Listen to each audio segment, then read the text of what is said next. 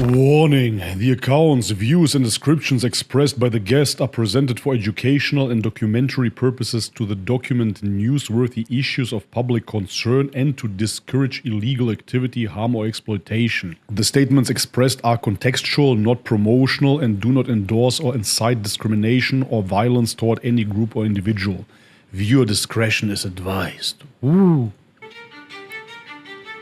I was born in a little village in Pakistan. In my case, I was promised to my cousin when I was born. There in that living room of my parents, my mother and my father, and a Muslim scholarly person, and my cousin from Pakistan, they had invited him to come over. And you know how they did that? They adopted him as their son. To get around the immigration visa. Yes, so he was adopted. The Muslim scholar, he folded his hands, said, you know what happens in Islam when you leave the religion. And I knew what happens. It's the death penalty. Normally you get 3 days. That's Sharia law. You get 3 days. To recant. It's torturing the convert so that he can become Muslim again. And if they don't, then you kill them. Please don't let us do what we have to do otherwise.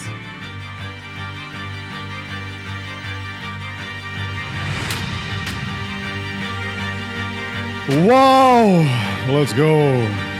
Dramatic. A Muslim mayor in New York, Muslim mayor in London, whole Muslim towns in America, in the Midwest, in Michigan, in Minnesota. As Islam spreads throughout the West, Europe, the United States, many people are scratching their heads. They don't seem to know what we're dealing with, myself included, which is why I'm so pleased to sit down today with Sabatina James, who has experienced Islam. Yeah, that's absolutely amazing. He doesn't know what he's dealing with, and therefore, why not invite an Islamic scholar? No, let's rather invite a random woman that left the religion. That makes sense. Firsthand in Pakistan, in Europe, and all of the attendant death threats, a forced marriage, living as a refugee or a fugitive. Sabatina, thank you so much for being here. Hello. Your story is unbelievable. So much makeup. Unfortunately, it has to be believed. You're born in Pakistan, Muslim. You end up in Austria and Germany, put into a forced marriage, refusing a forced marriage with your cousin, converting to Christianity. Take us back to the beginning. I was born in a little village in Pakistan. My grandfather was an imam, and from the very early age, I grew up hearing his voice through the minarets, calling people to prayer 5 times a day. And he was always very proud of me because I was a very eager student of the Quran. Nothing mattered to me more than going to paradise. And I knew from the early beginning that the only direct way to paradise is to die for Allah in killing the infidels. That was what everyone believed. It wasn't nothing special.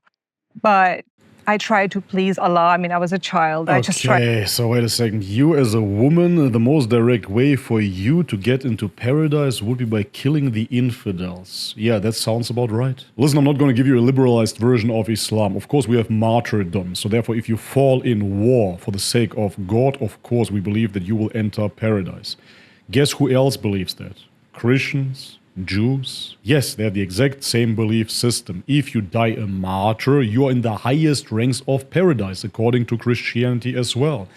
Anyways, that being said, what defines a Muslim that goes to paradise? Somebody that died upon Tawheed. Somebody that died without associating any partners to Allah. And especially because it's not asked in Islam of women to go to war in the first place, her statement becomes even more ridiculous. I tried to please Allah with reading the Quran in Arabic, without understanding it.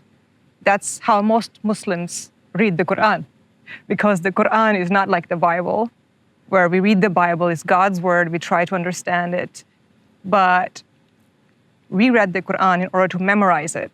Because I think most people think that the Quran... Okay, so memorizing the Quran is one thing, understanding the Quran is another. So obviously, if you could learn Arabic, that would be preferable. However, there are many translations out there, and every Muslim should be, of course, encouraged to read the contents of the Quran. If you didn't, then it's on you or your culture, you could say, if you want to give up your responsibility. But ultimately, Islamically speaking, of course, you should understand the contents. It's like the Bible, you know. Yeah. I guess it's in Arabic and it's, you know, the Muslim version. Basically, it's the same thing.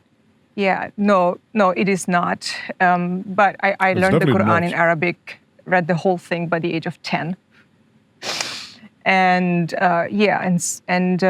my father was already in Austria. She acts as if that was something evil. I read the whole thing by 10. Okay, I know kids that read all the Harry Potter books by 10. That's way longer than the Quran. Is it evil, therefore? And he used to come to visit us, I think about every year or two. And I have 2 brothers and a sister. And yeah, then I came to Austria as a little child and was completely shocked. Honestly, what is up with this green screen studio? I really don't get it. Everything is so messy and so dirty. Who thought that this will be a good optic? It was the 2 worlds. And I remember having one of these neighbors who had a child, a daughter, and she had children, and she wasn't married. And I just couldn't wrap my head around this. How does that even happen? Yeah, because in Pakistan, they would have soaked her in gasoline and set her alight or buried them alive, as happened recently in Pakistan. 5 women were buried alive. Okay, man, what are we even talking about? See, this is why it's never a true discussion between Christianity and Islam now. If she truly was a Christian now, then she would talk about Christian talking points. And so would Michael Knowles, but he isn't a real Christian either. They're all liberals, even if they're posing as conservatives. Oh yeah, how did that happen? In Christianity, adultery is illegal. It is absolutely prohibited. So therefore, you cannot have sex out of wedlock, let alone children out of wedlock. In your religion, this is prohibited. And back in the day, the adulterers got stoned as well. Life, just because they refused the arranged marriage that their family had chosen for them. They wanted to marry men of their own choices. 3 of them were actually teenagers. So this stuff happens every single day. We just don't hear about this in the West because you can't point out all these human rights violations without the accusation of malice and Islamophobia. Islamophobia, that's always the word. Yeah, I mean, Mamdani talked about Islamophobia, right? Throughout his... This fake smile, man, I cannot see it. The point of the story is this. In Islam, forced marriage is prohibited. The woman has the free choice of her future husband. If she doesn't want to marry him, she doesn't need to marry him. This is Islamic. However, if you have forced marriages in Pakistan, then this is a cultural issue which has nothing to do with Islam. Whole campaign, right? It's just unbelievable. Here's a guy whose mom is an Oscar-nominated filmmaker.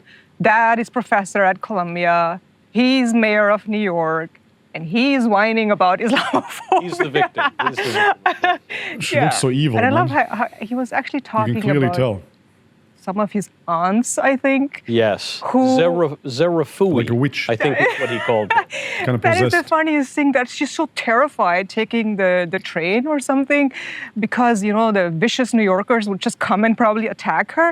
And I'm going, you know, I would understand if the New Yorkers, the Christians, would say that and say, I'm so scared going out because there are Muslims here and they, you know, and they just killed about 3,000 of our people.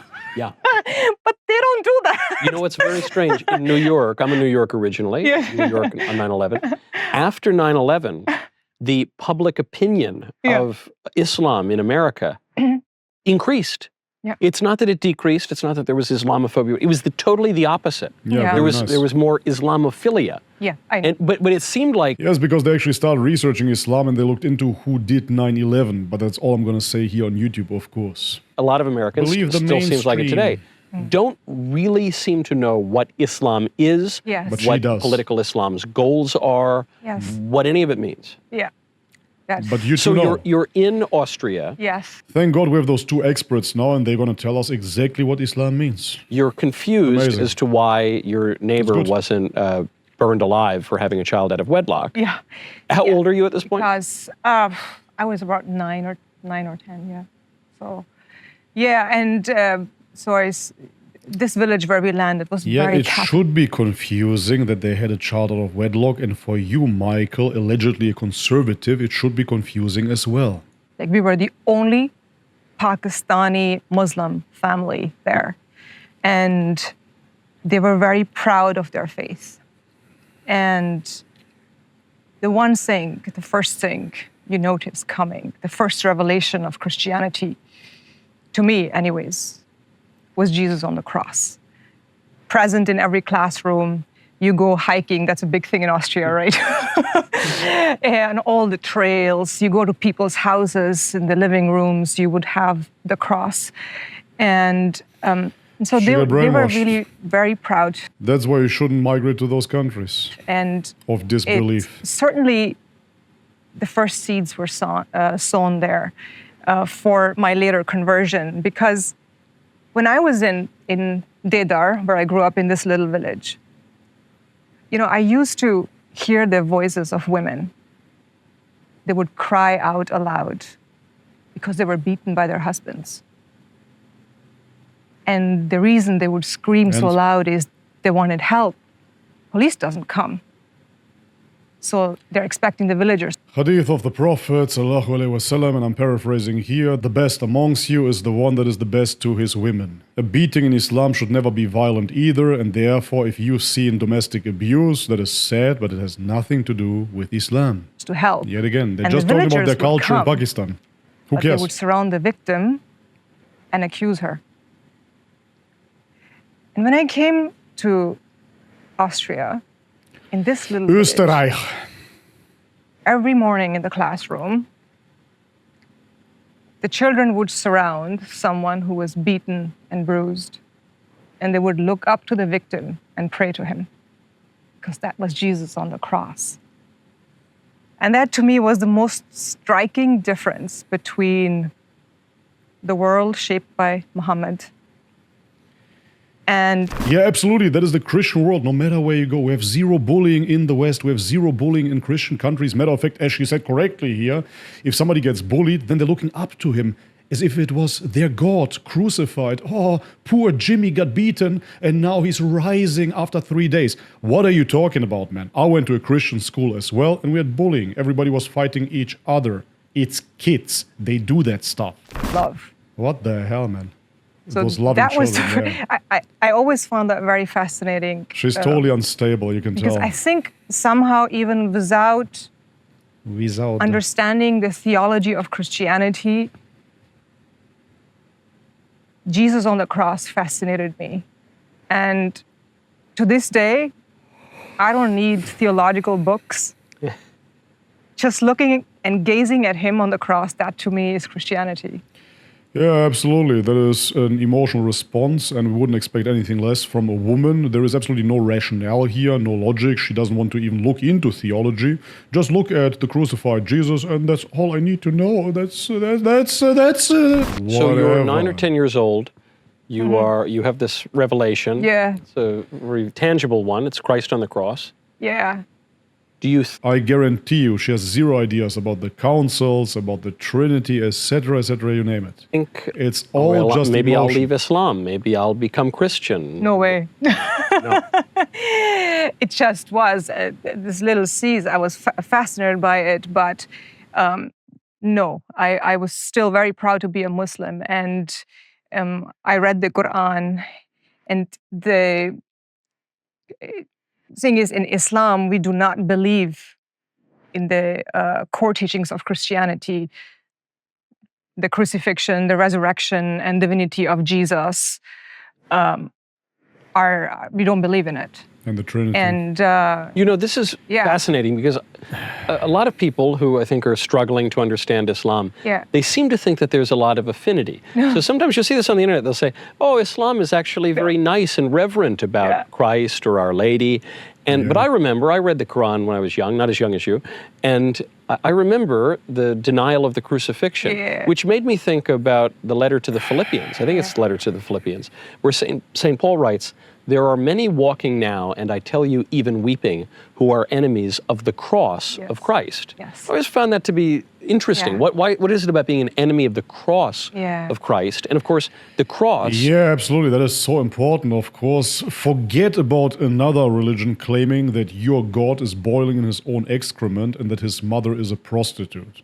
No, that religion you actually have a friendship with, and they have a strong affinity towards your faith. Absolutely. You Gentiles, the best of people, the last time I checked. Is where Christ conquers death. Exactly. And the thing is, why would he conquer death if he is God? God is ever living, according to the Bible as well. Therefore, why would he need to conquer death? Islam considers the belief in the Trinity as the greatest sin. I take everything because back. It's called shirk, associating partners with Allah. Yeah. And I mean, people don't have.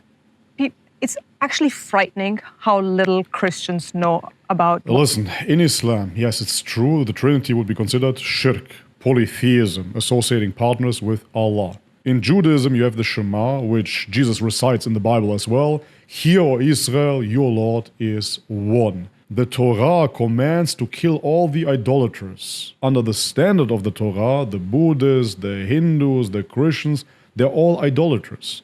All the nations are idolaters, and therefore they deserve death, because it is the greatest sin. What is the first commandment in your Bible, in the Jewish Bible, in the Christian Bible? You shall have no gods before me. That is the first commandment. And that is exactly what the description of shirk is. What Islam teaches about them. What does it teach? Surah 98, verse 6, that Christians are among the worst of creatures. And they have three options. They can either convert to Islam, then they are safe, or they can, if they don't convert to Islam, they can pay the jizya, which is a tax for being non-Muslims. And if they don't, they have to be. It's not a tax for being non-Muslim. It is a tax that exempts you from military service. It is a protective tax, so to speak. And that tax is around about 2.5%, which is absolutely nothing in comparison in what you pay to the Christian state right now. Fought. And Jesus in Islam, he will return. Yeah. And he will break the crosses, and he will kill all the pigs. And the most influential Quran commentators say that this means the end of Christianity. Jesus will come to fight against Christianity, and he will fight for the sake of Islam. Absolutely. If you would have looked into the earliest sources of Christianity, if you would have looked into the earliest sources of the early Christians, you would see that there was a big dispute between James, the supposed brother of Jesus, and Paul. And there starts the great schism where people start following Paul's doctrine, which was very, very different from Jesus' doctrine.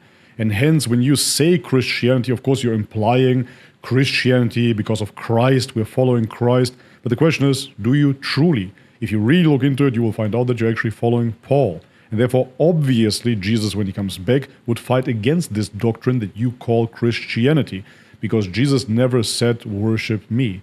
Jesus never said, worship a Trinity. Jesus never said, I am God, etc., you name it. And therefore, of course, Jesus would be on Team Islam. It's not quite the Jesus we find in the Bible or history. No, you don't, because the Bible's fake.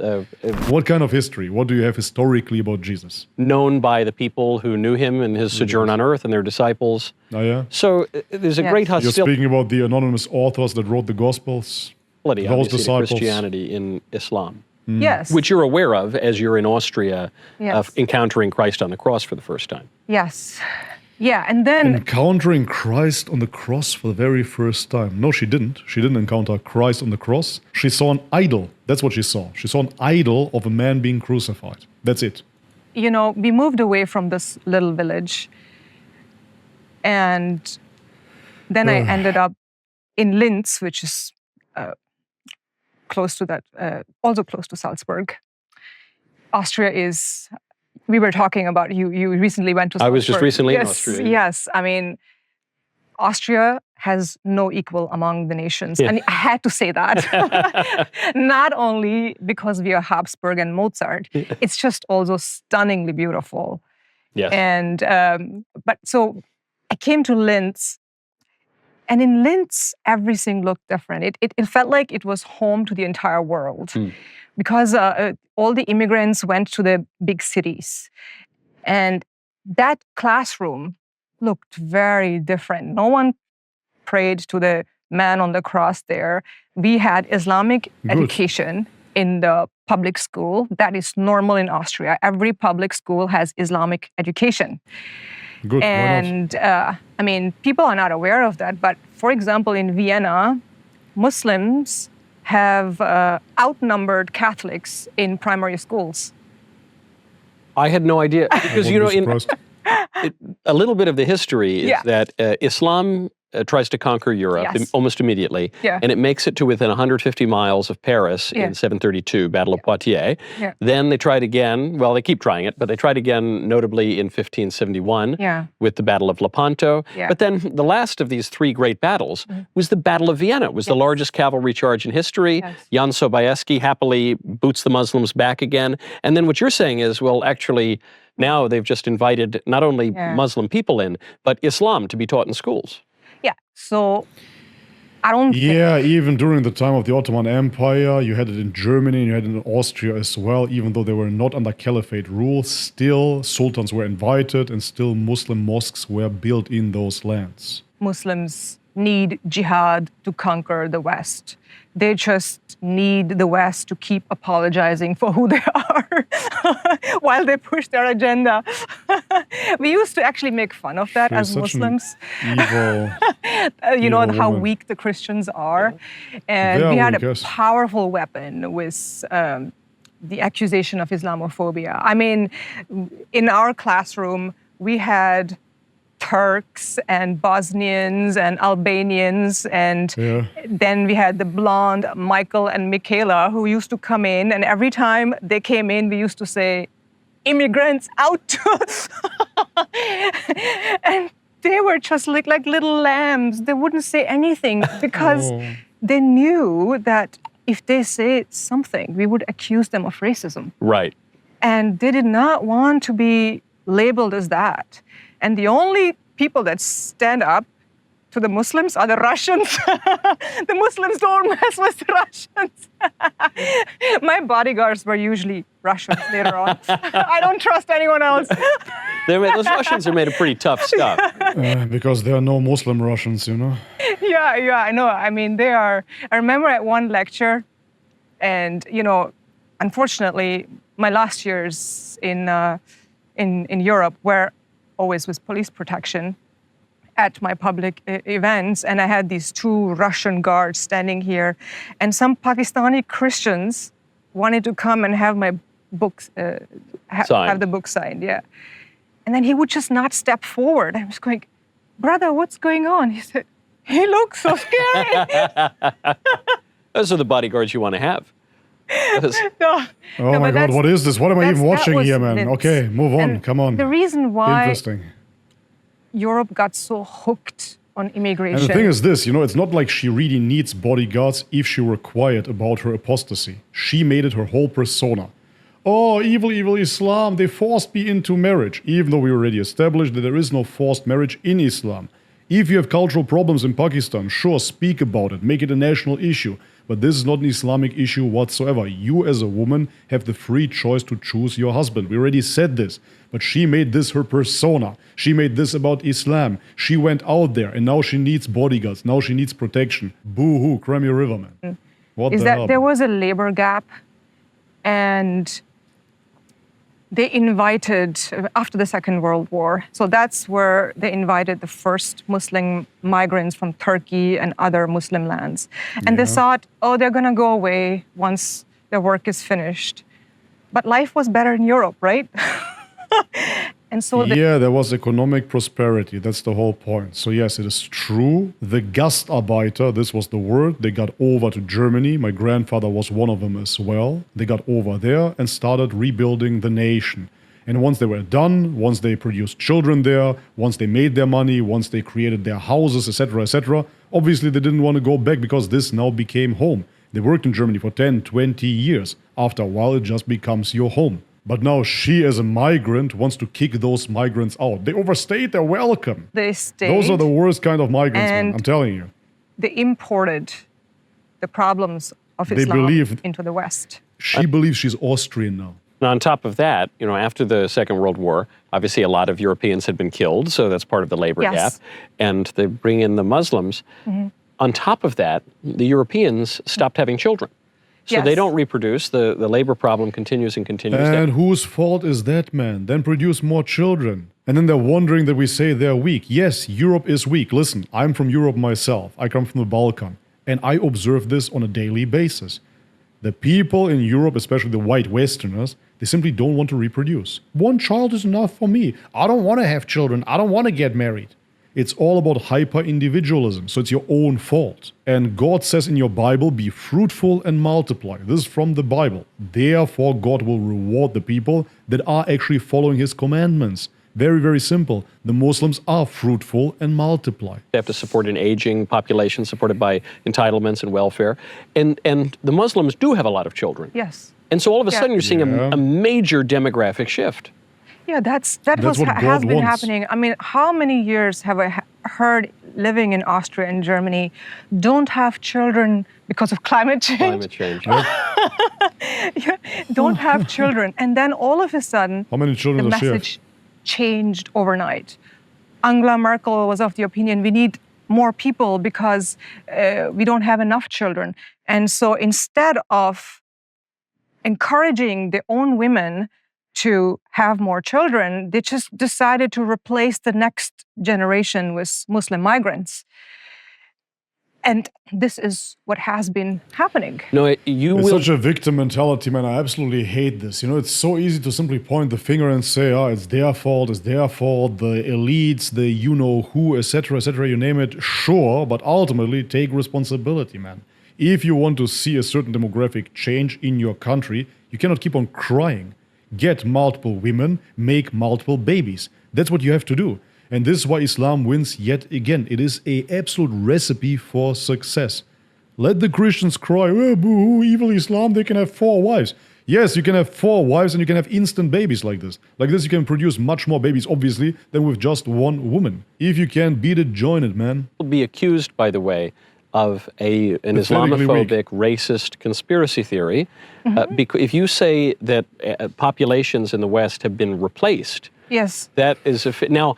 If the people who are actually in charge of the political order, the Angela Merkels of the world, if they say we want more migration to fill up our countries, that's not a conspiracy theory. But if someone who opposes it says the exact same thing, that is called beyond the pale, racist, Islamophobic, you're not allowed to say it. Well, I mean, all these accusations are just used to... I mean, who is really talking here, man? This Michael Knowles, as far as I know, he comes from an Italian background, maybe Italian-Irish, so therefore his parents were migrants to America. This woman here is a Pakistani that lived in Austria, and now I don't know where she lives. Definitely not in Pakistan. You're both migrants and you speak against migration. Shut down any conversation about Islam. So... You're not speaking about Islam. Islamophobia is a stupid word. I mean, it's so self-contradictory. What are phobias? Phobias are irrational fears. But fearing a religion that demands my death penalty is completely rational. I mean... Yeah, absolutely. But that being said, sure, phobia will be used in that sense nowadays as something that is irrational, intense, or extreme, etc., you name it. But phobia itself, the word comes from the Greek, phobos, which simply means fear. That's really what it boils down to. And in many ways, I would even say that the fear of Islam is, of course, irrational in the West, because how can you fear something that you don't understand? So therefore, it's not really the fear of Islam, it's much more the fear of the unknown. But she here, of course, knows Islam because she's the expert. Apostasy in Islam is considered such a grave sin that Islam demands the death penalty for it. The Prophet Muhammad said, whoever changes his religion, kill him. Well, now you can decide about how to kill him, stone him to death, or hang the person.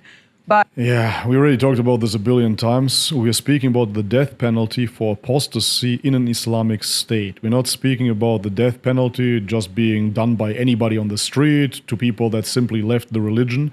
No, we're speaking about an Islamic state. where apostasy equals treason. In America, if you go against America, you commit treason, you get the death penalty. It's the exact same thing. However, you personally, you're living in the West and you decide to become a Christian, that is up to you. Nobody will kill you there. Nobody should kill you there. This would be un-Islamic. We're simply speaking about treason, which is the apostasy, in an Islamic state. But very simple. these are, even the laws in Muslim countries. I have friends in Iran and elsewhere who have parents that Iran is Shia and therefore very different from the rest of the Muslim world. Stabbed to death just for converting to Christianity. And this sort of things happens all the time. We just, as I said, don't hear about it because the media covers up all these things and like the persecution of Christians in the Muslim world. Where? A religion that's spread by the sword for 1,400 years is not going to change its stripes anytime soon, probably. Yeah. So you see this happening. Always the same. And Christianity didn't spread by the sword, right? When they took over Africa, South America, no, that was all peaceful. Absolutely no conquest, no slavery, nothing. All peaceful, all love your enemies and point to the other cheek. You're right. It's very rarely reported on. Yes. So you're seeing this. You're in Linz. You're now in this Muslim community. Yeah. You had this reprieve of a Christian school, but now you're back in the Muslim school. Yeah. Are you still thinking about the man on the cross, or no? Well, I think what I liked was the taste of freedom. Yeah, taste of freedom of seeing girls that were allowed to make their own choices. And I secretly envied them because in my case, I was promised to my cousin when I was born. When you were born? Yeah. An arranged marriage when you were born to your cousin? Yeah, my mother. Yep, and Hindus do that too, so it must be something in that area of the world, has nothing to do with Islam. But that being said, very, very telling here and not surprising whatsoever, she is a liberal after all. She wasn't thinking about the man on the cross. She was thinking about the freedoms. This is what is very attractive to her. And listen, I can't even blame her, I get it. Freedom is very appealing. We as humans, we love freedoms, and if it is presented in a certain attractive fashion, like in the West, you believe that it is superior to the strict nature of the religion of Islam. You believe then that taking off your hijab is actually empowering. But how empowering is this truly? And I want to refer to the Bible, really. Today I want to talk about Christianity. Because in the Bible we read, and I'm paraphrasing here yet again, that Jesus speaks and he says that the rich man is a bigger slave than the actual slave, because the slave has only one master, and therefore the slave is freer than the rich man that has as many masters as he has vices. So therefore all of those freedoms, even Jesus spoke against it. Jesus wasn't a liberal. All of those freedoms, they seem appealing, but all of them become your master because you become addicted to all of those so-called freedoms, those vices. They're said to her sister that when I grow up, I will be married to her son. It's her sister. Forget about arranged marriage for a second. Yeah. How common is marriage between cousins in Pakistan or the broader Islamic world? No, extremely common. In Pakistan, extremely common. I know so many people, Pakistani girls that had to marry their cousin. Yeah. Why? Why do they do that? I think it's not that explicitly Islam demands that, but sometimes I think it's to control the women. And if they stay within the family, it's easier. And yeah, so that is cool, man. So therefore you just admitted and exposed yourself that it has nothing to do with Islam. In honor-based societies like Pakistan is, and many of the Muslim countries are, honor is just the most important value. And honor depends solely on how closely women follow Islamic tradition. And it's also very important, I think, in this interview to mention that when we are talking about Islam, we're not talking about Muslims. Muslims are not Islam. Yeah. They're people. Yeah, there are people that practice their religion to varying degrees. So when I talk about Islam, I do not talk about Muslims. I talk about the teachings of Muhammad. And that's I think an important distinction to What make. the hell, Certainly. man? Yeah. No, you're not, because you're speaking about the cultural customs of Pakistan. How are you speaking about the Prophet Muhammad sallallahu alaihi wasallam? Because How? a Muslim, being a person, could believe anything he pleases. Yes, and my entire family is Muslim. Oh my Yeah, God, and they that's so too, within my family, practice the religion to varying degrees. You Yes. know, it's yeah. So your promise, speaking of your family, you're promised, you're betrothed to your cousin when you're born. Yes. When is this supposed to come to fruition? When my parents started to notice that I was integrating into Western culture, it first started with fights over swim classes, because that was something that my parents considered as a very decadent Western thing. To go swimming? To go swimming because of the clothing that you should, that you wear. And then theater classes at school, which... Yeah, which is absolutely understandable. Listen, the swimming classes here in Thailand, I live in Thailand, and they're a Buddhist country, yeah? Be it children, be it grown-ups, they're all wearing long clothing, and it's kind of loose. It's not even like neoprene diver clothing, but kind of loose-fitting clothing, similar to this here, made out of polyester to go swimming. This is traditionally how people would go swimming, even on the beach, to this very day, but it becomes more westernized, of course. Women would go there with long shorts, long pants, long white t-shirts. Nobody would go there in literal underwear. My parents thought were just for prostitutes. Yeah. They watched Bollywood movies, yeah. But still, so every little freedom that everyone around me had, I had to fight for.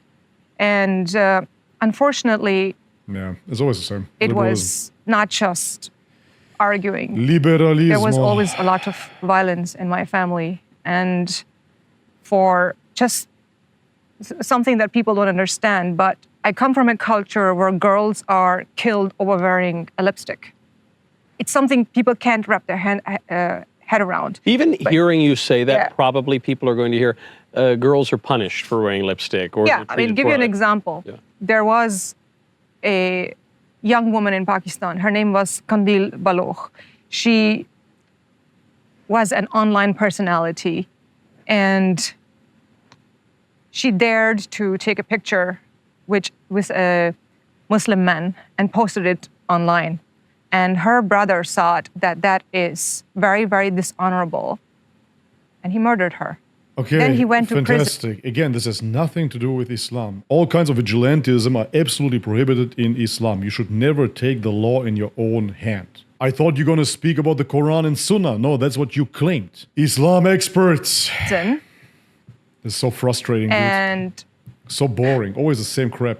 Was let go by the Pakistani government, because when an honor killing happens and the family of the victim forgives the perpetrator, then he is out. And in this case, it was the son of the same parent. So he said, we forgive him. So he's out. These are yeah, that's a crooked system. Official laws in the country. People sometimes think, this is just some... Okay, stop. Question. Is it an Islamic law, or is this the law of the country? Answer this truthfully. She will never. Some few radicals that are doing this? Yes. No, these are, when you're raped, for example, I've interviewed women who were victims of gang rape in Pakistan. And many sounds like a Pakistani don't issue, have the yeah. courage to even report the case. They drink poison and kill themselves. Okay. But in this case, this woman was so brave. All of which is evil and again absolutely prohibited in Islam. Since when is gang rape halal? Please tell me. She reported the case. And first they put them into prison because international media was there.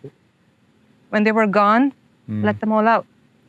They're free because she has to bring 4 male witnesses to prove the rape. And if you can't, you go to prison for adultery. Because even that is absolutely ridiculous. Okay, so you're telling me that she needs 4 witnesses to prove the rape, but she doesn't need 4 witnesses for the adultery. Since when? I've read plenty of these cases, and I've thought, it's just some radical or it's some tribal. When you hear about honor killings, you think this is extrajudicial. Yeah. You're saying, no, this Yes. is embedded in the law, in the Yes. government. And sometimes they have things. Honor killings are embedded in the government. So first and foremost, I doubt it, but if it is truly so, yet again, this is not Islamic. Honor killings are not Islamic. On paper, What the just hell? to look good, so to get funded by Western governments, but it's actually not applied. So Pakistan prides itself, for example, with, we have laws against honor killings, here it is, but that's how it looks like reality, like in this case. Sometimes governments, human rights activists will fight for certain people, and then, if you're lucky, you can get out of prison or so. But for a lot of people, there is no justice. And Okay, victims anyways, suffer. the I video is mean, long enough, man. As you guys saw, this was about liberalism and about Pakistan. This is all she talked about. Listen, I don't doubt that there are certain laws in Pakistan that are really messed up. Anyways, they have nothing to do with Islam. If that is your problematic culture over there, sure, advocate for it, talk about it, no worries, but don't slander Islam. This interview is over 2 hours long. Obviously, I'm not going to react to everything. It would have been interesting to hear her perspective on Christianity. Maybe I'm going to do a separate video on that. For now, it's really long enough as it is. But the point being is, the way that she describes it here, it wasn't really about Christianity, man. It was about liberalism. And this is when I talk to Christians nowadays, no matter who it is, they're telling me, evil, evil Islam, I'm a Christian. They're not really adhering to Christianity. They're simply adhering to Christianity as a facade, as a mask, because Christianity has given up the law, and therefore they can be more liberal. This is what it really boils down to. As long as they can follow their desires, they are happy, and therefore it must be true. No, hijab feels good. Hijab feels oppressive. Swimming naked in a bikini, that is so great. This is what she's talking about. This is what they are all talking about. If Michael Knowles was truly a conservative, orthodox Christian, he would have to ask her what is wrong with certain things that she mentioned. Not the cultural norms. That's not what I'm talking about. I'm talking about, for example, when she spoke about adultery and that she was surprised that there was a woman that had a child out of wedlock. The Christian conservative would affirm that this is a grave sin and that this is not good, no matter if it is Christianity, Judaism, or Islam. This is the objectivism that you would, of course, expect if this was true journalism, but it never is. Anyways, guys, this is it for today's video. If you enjoyed it, leave it a thumbs up, subscribe to the channel if you haven't already, and check out the links in the description box below to further support my work. Thank you very much for that. And as always, may God bless you all. Much love and peace. يا نفس إن لم تظفري لا تجزعي